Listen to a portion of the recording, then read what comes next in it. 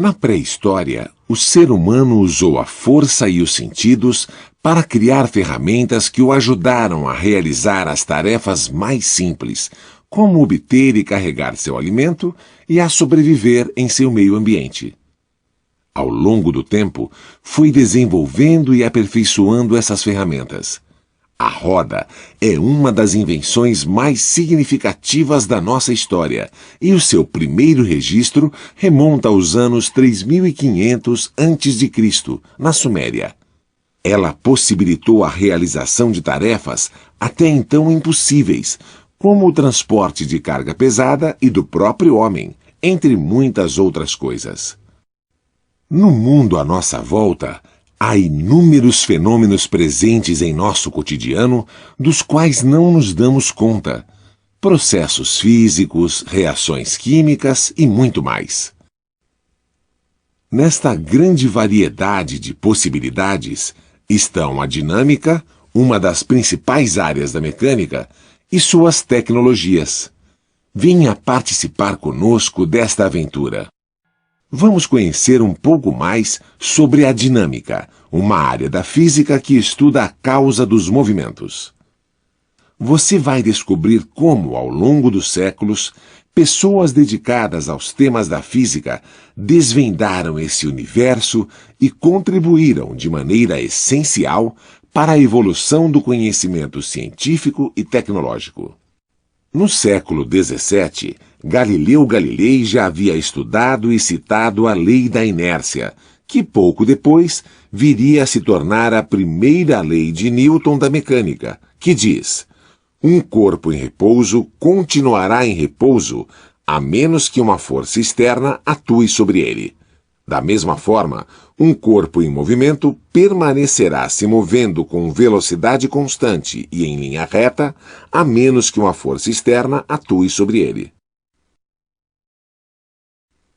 Hoje, sabemos que este estado de inércia, como é chamado, tem a ver com as leis da dinâmica, respeitando o princípio de menor gasto de energia.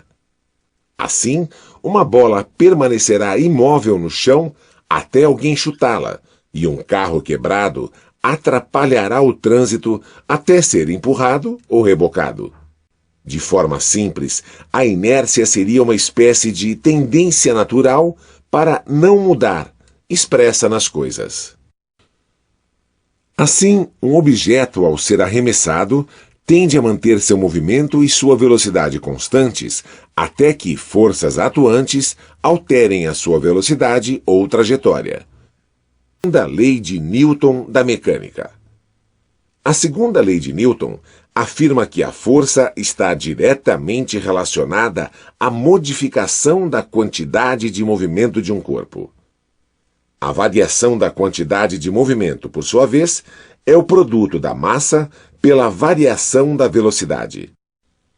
Se considerarmos a massa constante e a velocidade como uma grandeza física que pode variar em intensidade, direção e sentido, isto é, vetorial, chegaremos à formulação da segunda lei de Newton. Como a variação de velocidade está relacionada à aceleração, substituindo-se esta equação na anterior, veremos que a variação da quantidade de movimento é igual ao produto da massa pela aceleração e pelo intervalo de tempo. Reorganizando a equação e comparando-a com a primeira, chegaremos à formulação da segunda lei de Newton. Podemos dizer que uma força resultante não nula, aplicada sobre um corpo, termina produzindo aceleração sobre sua massa. Portanto, a força resultante é a causa da mudança experimentada no movimento de um corpo por lhe imprimir uma aceleração que, por sua vez, pode tanto alterar sua trajetória quanto sua velocidade. Note que esta é uma expressão vetorial, portanto, deve-se levar em conta a intensidade, a direção e o sentido da força aplicada. Como a aceleração é a responsável pela variação da velocidade, corpos movendo-se em MRU não estão sujeitos a uma força resultante e manifestam livremente a sua inércia. Por esse motivo, esse movimento é também chamado de inercial. Sobre outro, este exerce uma força igual e oposta sobre o primeiro. Ação e reação são absolutamente iguais em direção e intensidade, mas têm sentidos opostos. E o mais importante, não estão aplicadas no mesmo corpo. Vamos realizar um experimento? Observe a parede e a pessoa que a empurra. Vamos considerar que entre os pés da pessoa e o chão, praticamente não exista atrito. Ao empurrar esta parede, a pessoa aplicará sobre ela uma força com determinada intensidade, direção e sentido. O que você acha que acontecerá?